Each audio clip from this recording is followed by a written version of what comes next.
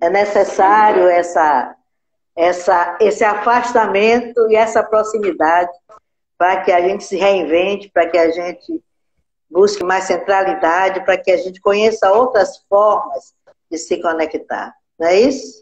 Verdade, você está me ouvindo bem? Está me ouvindo bem, Peroba? Perfeitamente. Pronto. Estou perfeitamente. Então, o nosso tema hoje é fantástico. Nós vamos falar do Evangelho e agora eu deixo a palavra com você. Obrigado. Uma boa noite a todos, que Jesus possa adentrar e permanecer dentro dos nossos corações. Boa noite, Inês. Então, nós estamos aqui hoje para falar um pouco sobre o Evangelho e o momento atual, né? O momento atual é esse que a gente está vivendo, da pandemia, que é algo, de certa forma, inesperado, sim e não, né? Porque se a gente for analisar aí o que traz a doutrina, a própria doutrina espírita, a gente vê que existe uma lei de progresso, né? E também uma lei de destruição. E dentro desse contexto, às vezes precisa se destruir algumas circunstâncias, algumas situações, algumas coisas para poder reconstruir de uma forma mais equilibrada, né? A gente vê, qualquer pessoa que tem um pouquinho de senso crítico analítico, a gente vê que vemos caminhando por uma trilha que estava chegando para um momento em que ia ter que se modificar esse contexto. Eu trabalho na área comercial, né, e sempre sobrevivi desse trabalho de vender.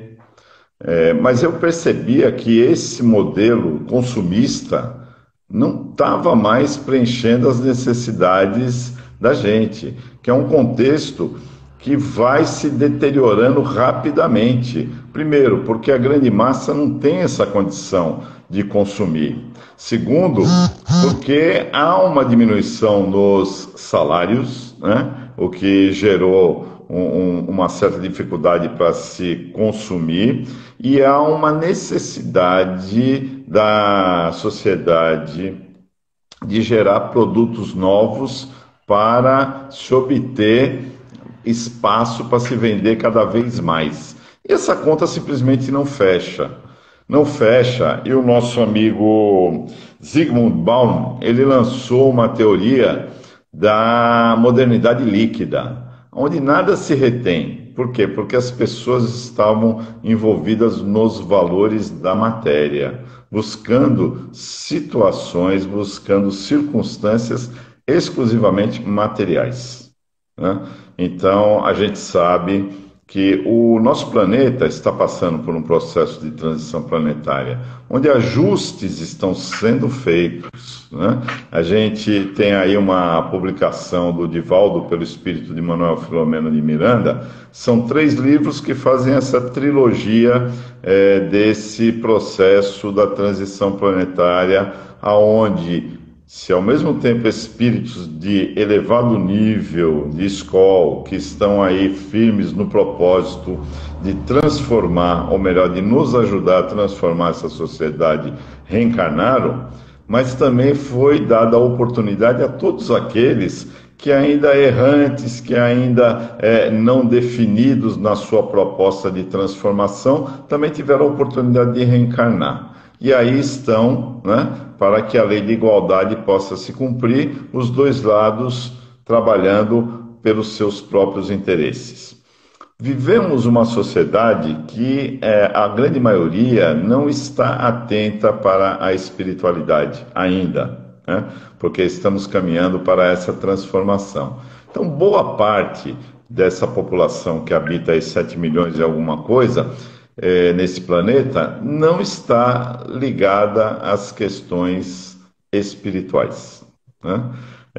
E boa parte dos que se dizem ligados à espiritualidade, os religiosos, também são muito assim de fachada, ainda não despertaram para a realidade, a essência dessa espiritualidade que está muito além, que está muito acima da religião, né? Iracema sabe muito bem disso, porque o Centro Fraterno é um local que agrega, que congrega a todos aqueles que têm espiritualidade. É um centro espírita? É baseado nas obras de Kardec, na codificação? Sim. Mas se chegar lá budista, se chegar lá umbandista, que seja quem for, será acolhido e bem-vindo e convidado a comungar dos seus conhecimentos, trocar com conhecimentos, porque ninguém, a não ser Deus, é o dono absoluto da verdade.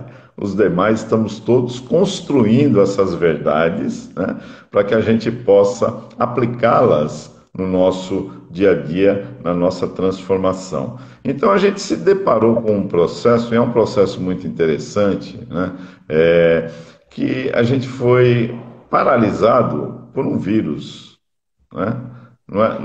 Um vírus, ele não tem nem vida, né? Ele não tem vida própria, ele só contamina, e ele chega um tempo, ele desaparece. É uma coisa tão insignificante que mostra que a gente está muito despreparado para poder lidar com certas questões, né?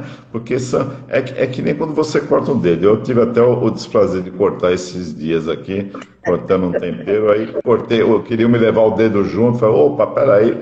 É impressionante, é um pedacinho de nada que você vê que dá um desconforto no seu corpo inteiro, né? E aí você vai percebendo que o nosso valor talvez não seja tão grande quanto a gente imagina. Ele é grande no sentido de que Deus, né, nosso Pai, somos todos filhos de Deus, Ele nos ampara, Ele quer ver o nosso bem. Mas às vezes a gente acha que nós estamos numa condição diferente da condição real em que nos encontramos, né? Ainda somos extremamente dependentes, ainda estamos na infância na infância espiritual. Ainda não percebemos os valores reais que deveriam pautar a nossa sociedade, que são os valores do altruísmo, os valores da solidariedade, os valores da caridade. Ainda não percebemos como é que a gente tem que proceder para poder viver melhor. Eu tenho, como acho que uma boa parcela de pessoas, assistido muitos filmes aí e tenho enriquecido o meu conhecimento. Inclusive, estou assistindo agora uma série sobre os muçulmanos, fantástica a série. São quatro etapas da série, né? E cada uma tem em torno de 75 capítulos. Eu estou na segunda. Mas é muito bem feita, muito elaborado. E como tem espiritualidade dentro do conceito muçulmano de viver, né? Porque a gente se liga muito aos homens bombas, mas na Torá não tem nenhum lugar que mande o cara se explodir, nem explodir ninguém, né? Porque eles comungam também com um Deus único, né? Chamam de Alá, mas é um Deus único. Então eles têm essa percepção, apenas diferem da gente porque eles acreditam numa única existência, numa única vida, né? Aliás, numa única encarnação. Vida é a somatória das nossas encarnações, né?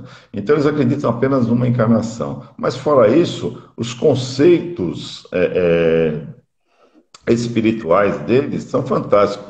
Tem lá um sheik lá, que ele é um mentor espiritual, que eu já estou até pensando em reencarnar. Falei, já pensou se eu consigo reencarnar no nível desse cidadão? Ia ser maravilhoso, né? Porque ele assim, é de uma sabedoria fantástica. E essa série mostra o quê? Mostra muito da realidade que a gente viveu na nossa história, de muita violência. Não que essa violência tenha terminado, ela ainda está aí presente. Mas a história da humanidade, ela é muito violenta. Diga. Eu estava essa semana falando aí até com o meu neto, que desde o princípio que a gente tem conhecimento, é como você falou, as guerras existem, né? O homem se confronta com ele mesmo, né? O homem, ele é ceifador da própria raça e dos animais, não é? Então nós somos ceifadores, inclusive, do planeta. Exatamente. Nós aí fora, pelos nossos irmãos das estrelas, somos tidos como seres perigosos, né? Infantis e perigosos.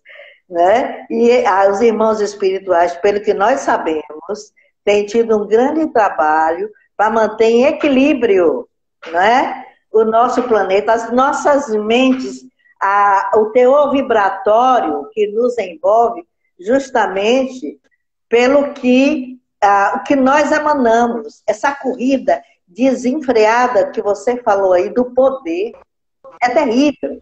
Quando eu vejo aí numa época dessa, vejo, meu Deus, como nós não aprendemos? O nosso inimigo agora é o vírus. Nós estamos brigando. Exatamente. Então, tudo aí, entrando numa coisa que a gente vai tirando o foco da realidade, do que necessitamos estar focados. Outra coisa, o vírus, ele não atingiu um país. Ele atingiu o mundo. Exato. Ele atingiu todos os países. E mesmo assim, igualitário do jeito que ele é, nós não conseguimos enxergar isso, Berova. Né? Nós não conseguimos. Você vê, o que é que o vírus quer dizer? Vós sois todos iguais. Então, exatamente. Entender que somos todos irmãos. Que aquela energia ruim que joga no outro, ela volta potencializada para mim. É isso, você falou dessa série. Eu vou até assistir, eu não assisti ainda. Mas é muito bom. O Guerreiro Otomano. Como? Ascensão do Guerreiro Otomano. Ascensão do Guerreiro Otomano. Eu assisti há pouco tempo uma outra série chamada O Messiá. É verdade, era o Messias. O Messias. Se Jesus voltasse à Terra, ele seria morto da mesma forma.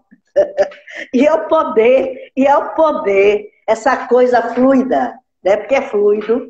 A única coisa que nós temos em verdade e em verdadeiro é o que nós somos, o que fazemos, as experiências, todo latifúndio que se consegue aqui.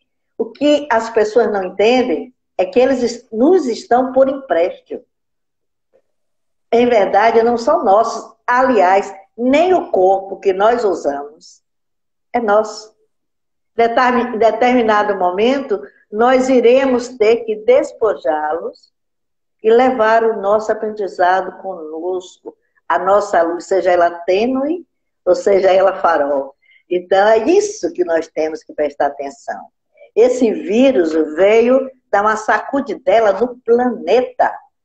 E o que eu vejo é que as pessoas, muitas pessoas, ainda não têm olhos, não têm sentimento para ver isso. Continue você.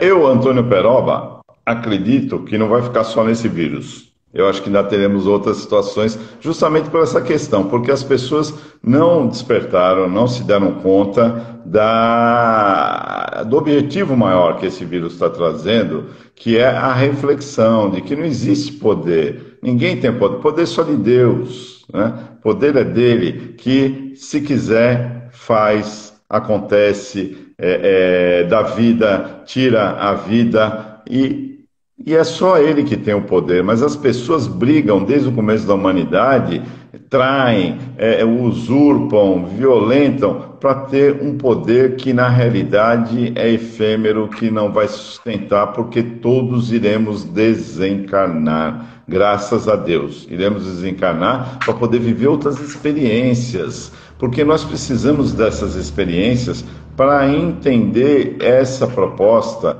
que o nosso governador planetário trouxe em pessoa. Jesus veio até nós para trazer, para implantar o reino de Deus, para implantar a proposta, o plano de trabalho que Deus reservou para cada um de nós. E isso há mais de 2000 anos atrás. E a gente ainda não entendeu, a gente ainda não percebeu, não valorizou efetivamente essa proposta e esse conhecimento. Ainda não estudamos perfeitamente Jesus. Estudar, a gente precisa estudar Jesus para poder tentar entendê-lo e, numa outra etapa, vivenciá-lo, que são situações diferentes. E ele nos colocou, nos inundou, né, de conhecimento, de exemplos, para que a gente pudesse, através dele,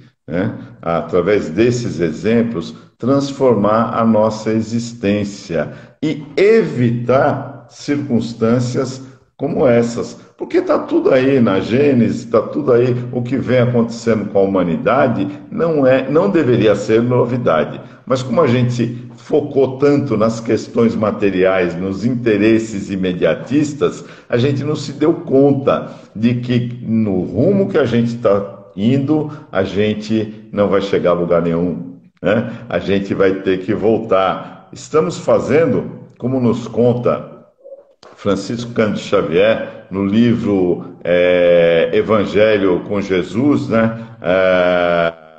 Em que a gente, aliás, Jesus no Lar, né? Que não deixa de ser o Evangelho com Jesus, porque ele narra, o Chico, pela psicografia dele, pelo espírito de Néio Lúcio, os evangelhos que Jesus fazia com os apóstolos na casa de Pedro, né? Então, são 50 evangelhos que ele fez, em que o Néio Lúcio traz a narrativa. E num deles, cujo título é O Servo Infiel, Jesus narra que havia um reino onde tudo era generoso, o rei era perfeito, tinham lindos pastos, campos, águas, fontes, animais, enfim, era o paraíso na terra. E a maioria dos servos atendia às determinações do rei, né, que era justo, bom, né, e generoso. Mas haviam alguns servos que não se davam conta, que caçavam, mesmo estando já satisfeitos e nutridos, destruindo, né, os animais, pescavam excessivamente, sem ser para suprir as suas necessidades, apenas pelo prazer de destruir, né? Vá vendo, vá vendo. Isso Jesus já preconizava, né? Destruir as matas, destruir o ecossistema, qualquer semelhança não é mera coincidência, né? Então, isso tudo aconteceu. E aí, mas esse servo, um deles, pelo menos, desse que cometia a destruição, reconhecia que aquele senhor devia ser sábio, porque ele criou tudo aquilo, organizava todo aquele processo, né? Tomava conta de tudo aquilo, então ele deveria ser muito sábio. Mas continuava cometendo os mesmos erros, as mesmas atitudes equivocadas. Até que, com o passar do tempo, ele foi ficando idoso, ele foi vendo que não tinha mais condições de se manter por si só, né? Não tinha mais como cometer as suas arbitrariedades. E aí resolveu e pediu ajuda a esse rei, né? E se dirigiu ao seu palácio e, passando pelo caminho, via os verdes campos, via os seus súditos fiéis felizes, cultivando o campo e fazendo todo aquele trabalho. E aí ele chegou no local lá da entrada do castelo, na portaria do castelo, vamos dizer assim, e pediu para falar com o rei. E aí aquele que estava lá na segurança disse que, infelizmente, ele não estava na lista daqueles que poderiam ser atendidos. E aí ele retrucou: mas como? Eu sempre acreditei, né, que esse rei era bondoso, generoso. Como é que agora eu não tenho direito a ser atendido? E aí o ser que estava lá na segurança virou para ele e falou: olha, o que acontece é o seguinte, aqui só estão na lista para serem atendidos aqueles que são fiéis às normas que o rei estabelece. Ele não tem tempo para atender aqueles servos infiéis e que ficam destruindo ou tentando a sua obra, né? E aí esse servo infiel virou-se e foi embora, porque não conseguiria ser atendido por esse rei. Trazendo pelo nosso momento atual, né? O Pai nos deu todas as condições para uma vida perfeita neste plano de provas e expiações. Todas as condições, né? A gente vê até a Amazônia sendo destruída aí num momento realmente muito triste, muito chato, mas por outro lado, houve declarações de que aqueles que reclamam da destruição dela também já haviam destruído os seus ecossistemas, o que também não é uma justificativa plausível, né? Não é porque o outro destruiu que eu também vou destruir. Isso, não, infelizmente, não tem nenhuma base, nenhuma estrutura para poder se manter o discurso dele. A gente vê a destruição, diga. Peroba, inclusive, nós estamos destruindo a nossa casa. Exatamente. A nossa casa. Então, tudo faz parte de um ecossistema, não é? As plantas, os rios. Quando você desmata as margens do rio, ele seca, né? A nascente, ele seca. Exatamente. E você sem água não vive. A gente acaba com oxigênio, mistura com nitrogênio dos carros, com carbono, com tanta coisa, a gente respira. E a gente sofre as doenças pulmonares, alérgicas, etc, etc. Então, nós não somos vítimas, né? Quando eu falo não, somos algozes. Quando eu falo nós, a gente considera o quê? Nós, seres, espíritos encarnados nesse planeta. Não é verdade? Humanidade. Continue.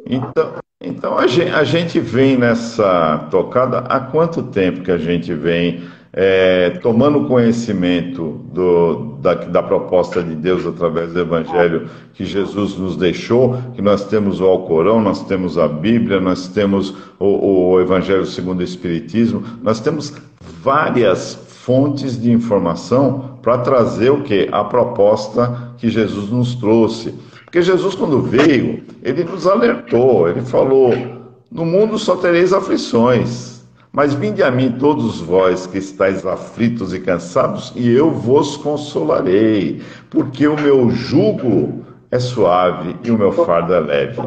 O jugo de Jesus, o jugo é aquela madeira que coloca-se sob o lombo dos bois para que eles não mudem o rumo, né? Para que eles mantenham-se diretos ali, seguindo as ordens do condutor. E Jesus diz que o jugo dele é suave, porque o jugo dele é o Evangelho. Então, ele mostra o caminho que a gente pode seguir, como a gente deve fazer, o que a gente deve fazer. Ele nos deixou, através do Sermão da Montanha, um verdadeiro manual de instruções em que a gente, em seguindo aquelas informações que ele nos deu, e segundo Mahatma Gandhi, toda e qualquer livro sagrado, todos que fossem perdidos e apenas, então, somente ficasse o Sermão da Montanha, nada estava perdido, tal a profundidade do seu alcance, e essas propostas estão nos lábios de muitos de nós, mas não estão nas nossas ações e nas nossas atitudes. Nós precisamos trabalhar a prática vivencial, porque Jesus nos traz, né, em algumas colocações que encontramos no Evangelho, ele prega o quê? A lei de amor, né? O amor, e propõe que a humanidade se estabeleça como uma grande família. Para que a gente possa fazer isso, precisamos rever muitas atitudes que estamos tomando nos dias atuais. Todos nós, indistintamente, precisamos reavaliar a nossa postura enquanto seguidores do Cristo, porque todo aquele que se propõe a ser cristão é seguidor do Cristo. Nós somos cristãos espíritas, porque acreditamos na reencarnação, acreditamos nos postulados que o Consolador Prometido nos trouxe. Mas todo e qualquer cristão, seja católico, seja evangélico, ele deveria estar seguindo as informações que Jesus nos deixou, que estão em todos os livros sagrados. Então, a gente não tem por que ainda nos tempos atuais, deixar de vivenciar. Porque temos todas as condições. Quando ele fala sobre a parábola dos talentos, né, ele deixa claro isso. Ele mostra com clareza que cada um de nós traz um potencial num nível maior ou num nível menor, mas que pode e deve ser multiplicado. Se temos 5, se temos 1, se temos 3 talentos, isso pouco importa. O que importa é a nossa potencialidade, é a nossa capacidade de desenvolver esses talentos. E os talentos que a gente precisa desenvolver é focado naquilo que a traça não come, naquilo que o ferrugem não destrói, ou seja, nos valores morais, nos valores do espírito, que são perenes, que são definitivos e que estão aí para ser colocados na sua prática. Não é fácil, é verdade, minha gente, é verdade, não é fácil para ninguém, por isso que nós estamos aqui nessa escola, hospital e prisão, como nos disse Allan Kardec, que qualificou este planeta nessa condição.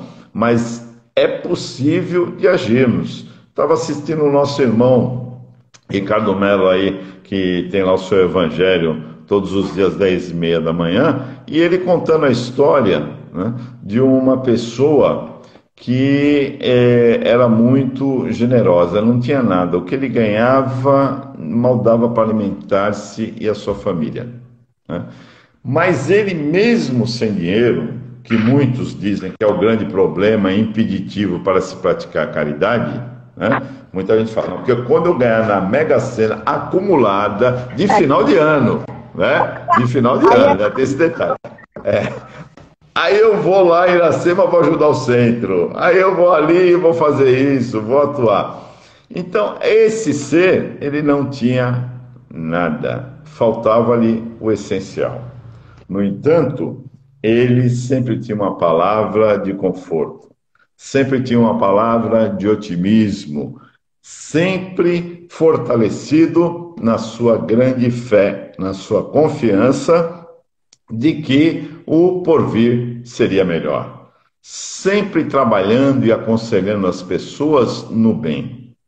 Até pedras que ele encontrava pelo caminho, né, na estrada que ele passava, ele retirava do leito para que não prejudicasse algum transeunte mais distraído. Até isso ele fazia.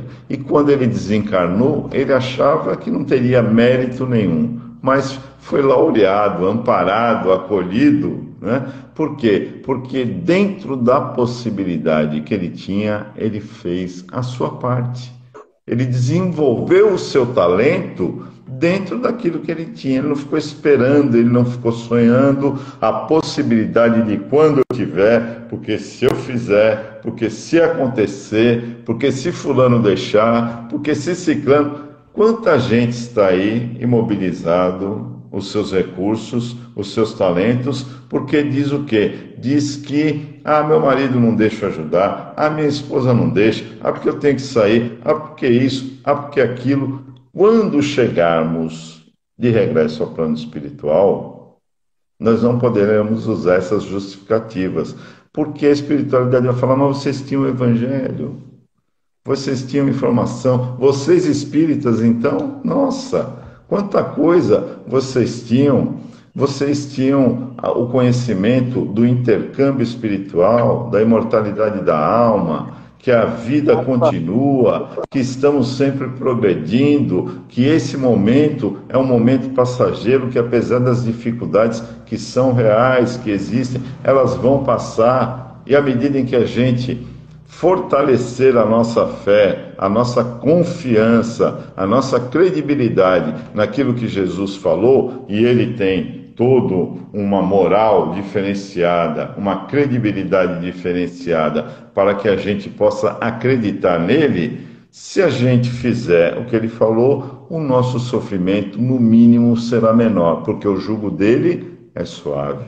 né? E o fardo é leve. Anete Guimarães já provou cientificamente essa afirmativa, que o fardo com Jesus é mais leve. Tem uma palestra dela no YouTube que, se você assistir, você vai ver que ela fez uma descoberta, quando cursando medicina, que aquele que usa o que Jesus nos ensinou está ativando o neocórtex. O neocórtex, que é um dos cérebros que nós temos, porque temos o reptiliano e temos o neocórtex, né? E o reptiliano está ligado ao nosso passado, né? Mais intenso, mais instintivo. Já o neocórtex está ligado à razão, está ligado à emoção, está ligado ao altruísmo. Então, quando a gente usa o neocórtex, ou seja, quando a gente ama o próximo, quando a gente perdoa, né? Quando a gente faz o bem, quando a gente pensa o bem, quando a gente procura ser otimista, quando a gente ora, quando a gente medita, a gente está utilizando ele. E quando a gente está utilizando ele, o esforço físico é menor, porque a dor não vem com a mesma intensidade, ela é aliviada. Como é que nós vamos justificar não fazer, não caminhar? Diga, Irá. Você está querendo falar? O interessante, dentro da sua colocação, é que nós vamos ampliar a coisa, que a caridade não tem processo religioso, né? Então, irmã Dulce não esperou ter dinheiro, não foi se ter dinheiro, né? Então, ela enfiou a cara, foi lá e fez uma obra que ela não está mais aqui, mas está acontecendo, não vai se acabar, de auxílio aos outros. Chico Xavier não esperou ter, escreveu tantos livros, nunca angariou um centavo para ele próprio desse dinheiro, deixando todo para as obras dele. Divaldo Franco não esperou ter, não é? Madre Teresa de Calcutá não esperou ter. Então, eu estou falando assim os nomes mais conhecidos. Mas temos muitos outros que não esperou ter para começar o trabalho que é de todos nós, que é de auxílio aos nossos irmãos. Ah, mas Maria Teresa de Calcutá, ela fez a parte dela.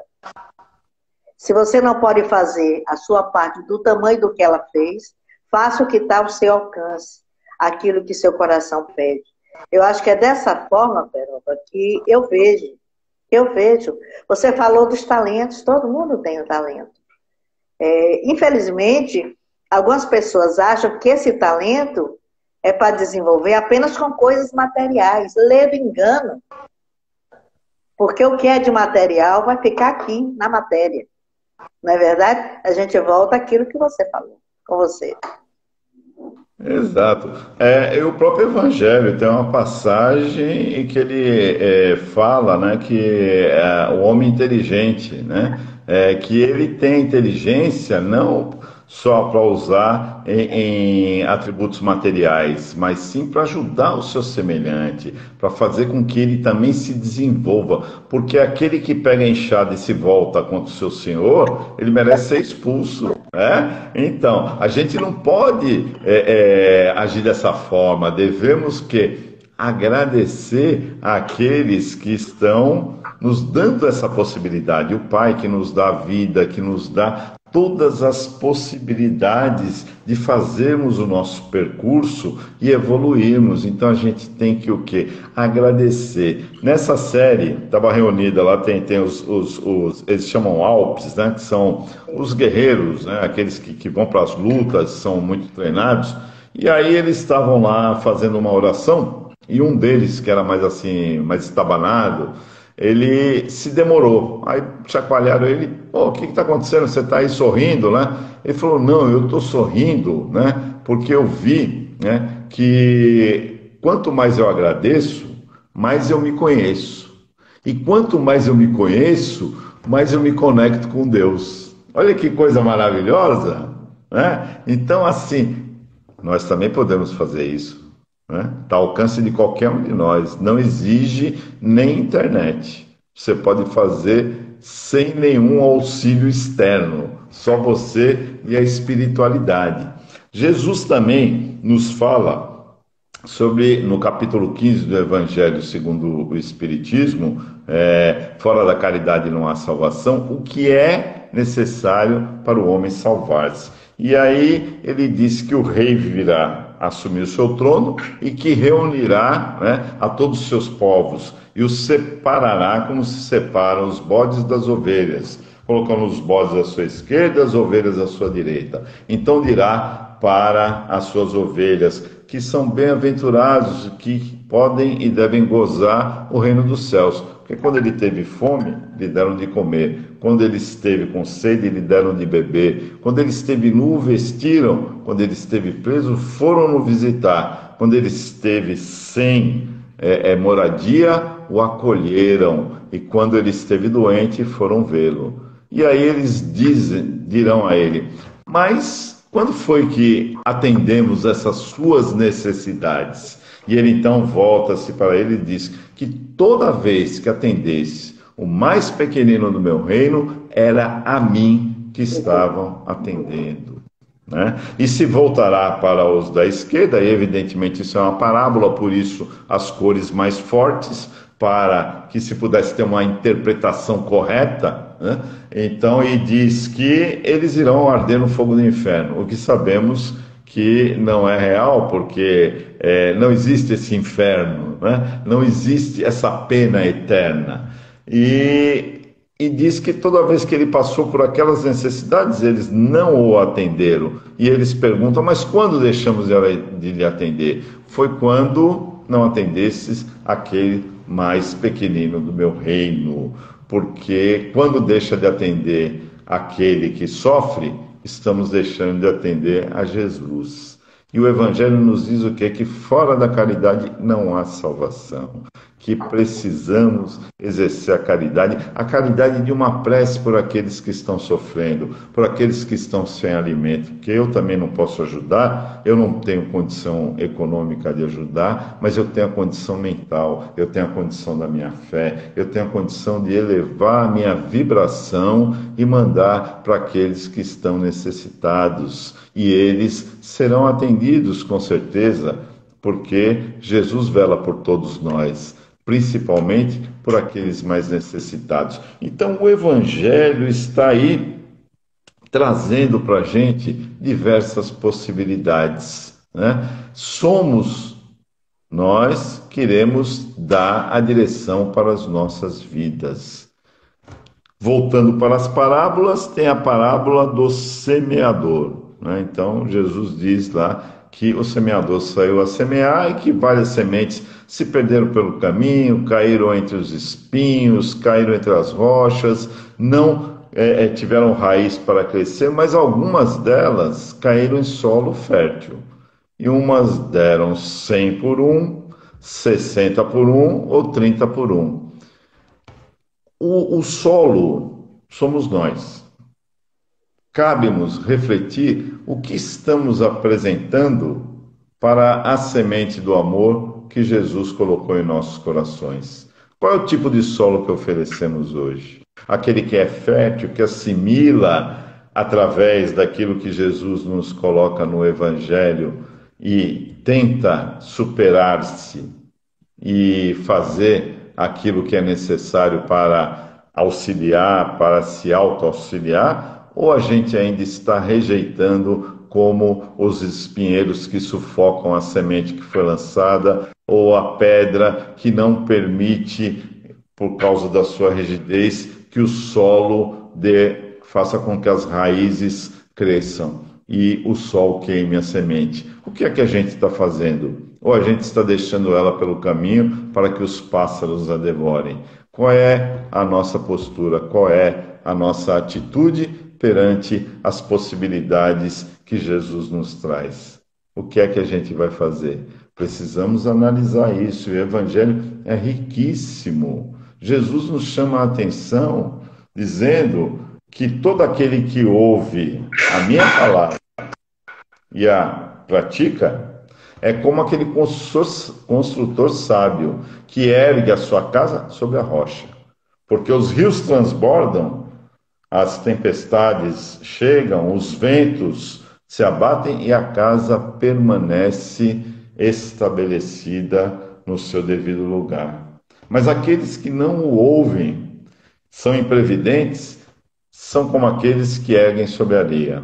E na primeira intempérie, a casa vai abaixo, porque não tinha estrutura sólida para poder reter as dificuldades do caminho. Todo aquele que tem o Evangelho no seu coração, apesar das dificuldades, dos tropeços, apesar de às vezes quebrar uma perna, quebra um braço, né? Mas ele levanta e continua, né? Porque ele sabe que no fundo há uma força, uma energia maior que comanda toda essa estrutura a qual estamos ligados e aonde estamos vivendo. E esse ser nada mais, nada menos é Jesus, o nosso comandante maior. Veja aí o seu tempo aí que eu esqueci de trazer meu relógio, a hora que tiver aí você me dá uma luz. Ainda estamos folgados. Então, que bom. Então, 44. Ok. Então, precisamos analisar esses aspectos, precisamos estudar mais as bem-aventuranças, o Sermão da Montanha, aonde se inclui as bem-aventuranças, onde Jesus nos propõe o quê? Logo em seu início, ele diz que bem-aventurados os pobres pelo Espírito, não é pobre de espírito. A tradução aí falhou. Humberto Holden, grande filósofo, comprovou isso. É pobre pelo Espírito. Por quê? Porque o pobre pelo Espírito é desapegado. Jesus foi o exemplo maior, né? Ele, o governador planetário, ele que criou este planeta, né? Sob o comando de Deus, ele que nos conduz. Ele nasceu aonde, minha gente? Ele nasceu no que seria hoje um estábulo, né? Ele foi para lá. Ele poderia ter nascido no berço de ouro. E ele foi nascer onde? No estábulo, entre os animais, né? E aí ele começou, na sua chegada, demonstrando a que veio. Veio mostrar para a gente que o maior não é maior porque ele tem muitas coisas. Ele é maior porque ele tem elevação espiritual, porque ele não está apegado a esses valores menores que as pessoas ainda vivenciam. A gente vê pela trajetória do Evangelho que hoje só passamos pelas dificuldades que estamos vivenciando porque ainda não aprendemos a praticar, a vivenciar aquilo que Jesus nos ensinou. E não é tão difícil, não é impossível, até porque ele nos disse: tenha fé, bom ânimo, eu venci o mundo. Ou seja, vocês também podem vencer o mundo. Basta que a gente queira, que a gente se dedique, que a gente efetivamente se conecte com essa energia maior da espiritualidade. E Jesus não pede que sigamos esta ou aquela religião. Ele pede que a gente vivencie a religiosidade no nosso dia a dia. Né? Ele não está se importando se você é budista, se você é umbandista, se você é muçulmano, se você é evangélico. Ele está interessado em saber o que você está fazendo, meu irmão. O que você está fazendo com a oportunidade da sua reencarnação. Qual é a transformação que você está aplicando? Qual é o autoconhecimento que você está buscando para mudar aquilo que você, através desse autoconhecimento, vai descobrir que não é tão bom? Porque todos nós temos o nosso lado obscuro, né? Se você assistir a série A Catedral do Mar, né, que é uma série também bem interessante, tempo lá de acho que 1600, por aí, tempo dos Templários, né, em que tinham aquelas guerras santas, aquele negócio todo, aí você vai ver que você provavelmente foi um dos participantes. Não acredito que tenha sido o herói da história. Não acredito.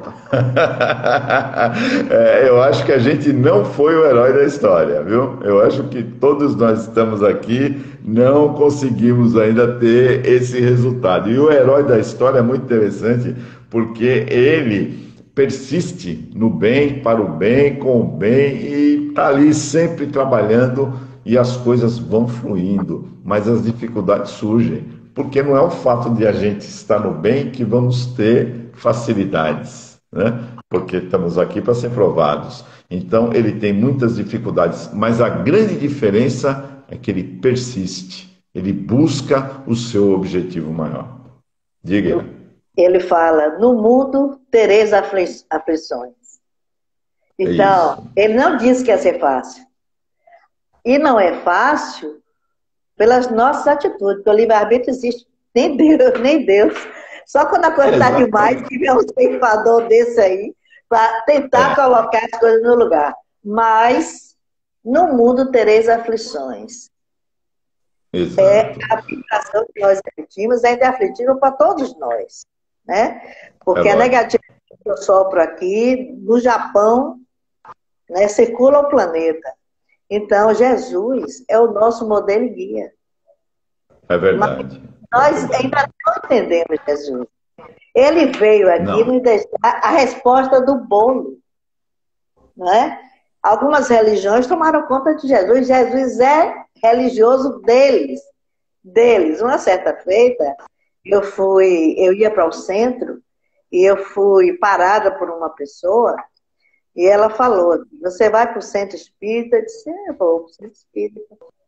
Aí ela me falou assim, eu sou da igreja. Eu digo, que bom. Qualquer dia desse, vá lá conhecer o nosso trabalho. Deus me livre. A mulher chegou para mim, Deus me livre. Eu fiquei parada assim, olhando. Jesus é da igreja. Meu Deus.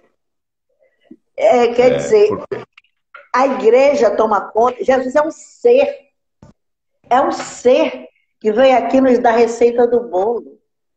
E nós pegamos ele para nós, ele é meu, não é seu. Né? Ou você me segue, ou você não vai para lugar nenhum. Gente, já passou da hora que nós precisamos nos entender, Peroba, como irmãos.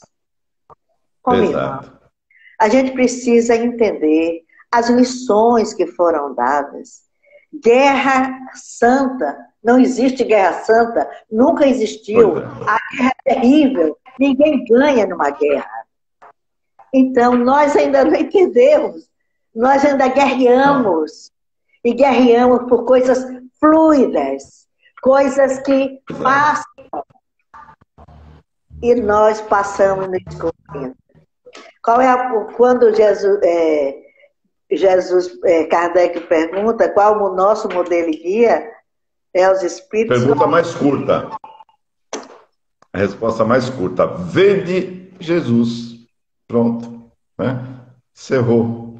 É só a gente pegar esse modelo, esse guia, que a gente vai conseguir ter êxito. Não seremos iguais a ele, não estaremos nesse momento fazendo da mesma forma que ele, mas poderemos fazer muito melhor do que fazemos hoje. Né? A gente precisa querer. O que a gente não pode é ficar se apegando a valores que não trouxemos, tampouco iremos levar. Né? Caixão não tem gaveta, não tem porta-joias, né? Tem nada. Né? Então a gente precisa entender qual é realmente o valor das coisas, o que é importante para a gente. A gente precisa entender isso para poder analisar melhor aquilo que a gente quer, os objetivos da nossa existência. Qual é o nosso sentido de vida? A maioria das pessoas não sabe qual é o sentido da vida dela. Ela está aí, da né, própria... Está aí naquele... o estouro da boiada, né? Vai para cá e vai junto, está lá e não sabe para onde vai, não sabe o que quer, não sabe quem é, não se identifica. É o primeiro passo para a gente poder entender. E aí como é que a gente vai entender Jesus se a gente não tem essa nem noção, né, da nossa existência, do que somos? A gente ainda vê pessoas falando, não, isso é coisa do mundo. Isso aqui é o quê? Ele está onde? né? Imagine, né, tem gente que fala assim, não, isso é coisa do mundo. E a sua coisa é do quê? Da onde? Né? Então é uma falta assim de visão, né? Da grandeza de Jesus. É que ele é tão grande para a gente que as pessoas se perdem e não percebem o seu real valor, não percebem o seu real intuito, né? Que só quer ver a gente bem e feliz. Mas nós somos servos indisciplinados, nós somos alunos repetentes, né? A gente andou repetindo a sétima série aí de montão, né? Então, a gente não pode encontrar facilidade agora. Se a gente não joga nada, como é que vai ter massagem? Né? Precisamos fazer a nossa parte, precisamos nos dedicar a estudar e vivenciar o Evangelho. As possibilidades são infinitas de doarmos o nosso trabalho, mas a gente tem que, em primeiro lugar, querer. Essa é a condição fatal. Peroba, o pessoal está pedindo para você falar novamente aquela série, a primeira série que você falou.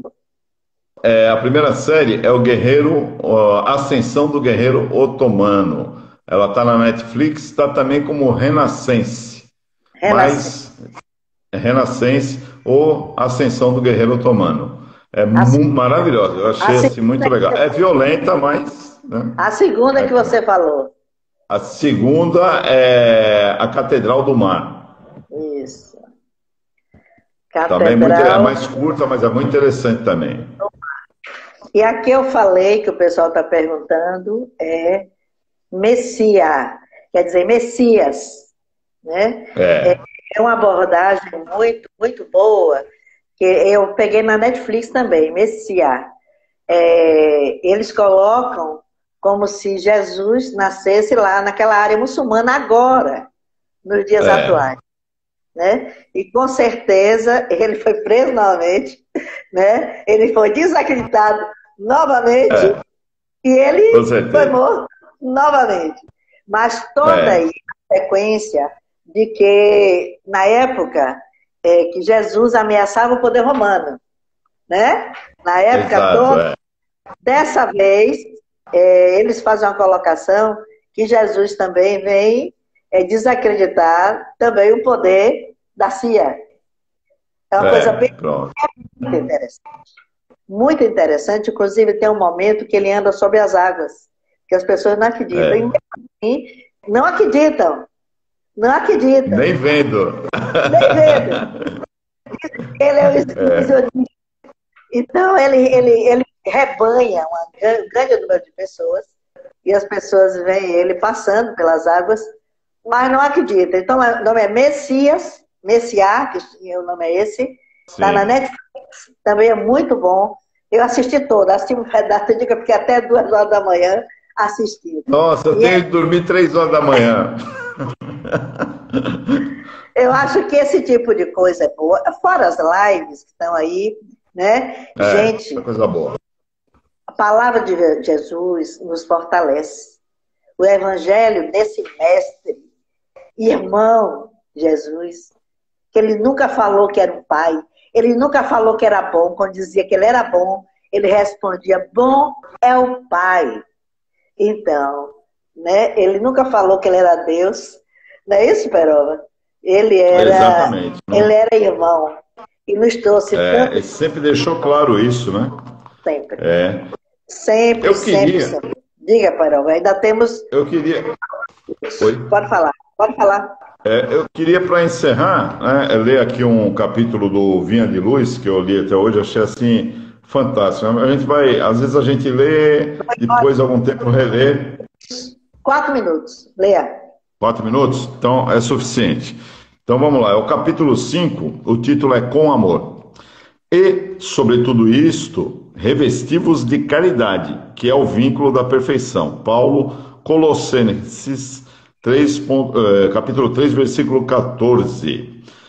Todo discípulo do Evangelho precisará coragem para atacar os serviços da redenção de si mesmo. Nenhum dispensará as armaduras da fé, a fim de marchar com o desassombro sobre tempestades. O caminho de resgate e elevação permanece cheio de espinhos. O trabalho constituir-se-á de lutas, de sofrimentos, de sacrifícios, de suor, de testemunhos. Toda a preparação é necessária no capítulo da resistência. Entretanto, sobre tudo isto, é indispensável revestir-se nossa alma de caridade, que é amor sublime. A nobreza de caráter, a confiança, a benevolência, a fé, a ciência, a penetração, os dons e as possibilidades são fios preciosos, mas o amor é o tear divino que os entrelaçará, tecendo a túnica da perfeição espiritual. A disciplina e a educação, a escola e a cultura, o esforço e a obra são flores e frutos na árvore da vida. Todavia, o amor é a raiz eterna. Mas como amaremos no serviço diário? Renovemo-nos no Espírito do Senhor e compreendamos os nossos semelhantes. Auxiliemos em silêncio, entendendo a situação de cada um, temperando a bondade com a energia e a fraternidade com a justiça. Prestem bem atenção agora. Acabou nosso tempo, ó. Rápido. Ouçamos a sugestão do amor, a cada passo na senda evolutiva. Quem ama, compreende, e quem compreende, trabalha pelo mundo melhor. Então, é isso. Obrigado pelas suas palavras. Daqui a pouco vamos cortar. Uma boa noite a todos. Que o Evangelho sirva para consolar os nossos corações. Jesus te abençoe, Barobinha. Fica com Deus. Amém a todos nós. Obrigado a vocês. Boa noite a todos vocês. Beijo, boa noite, boa noite.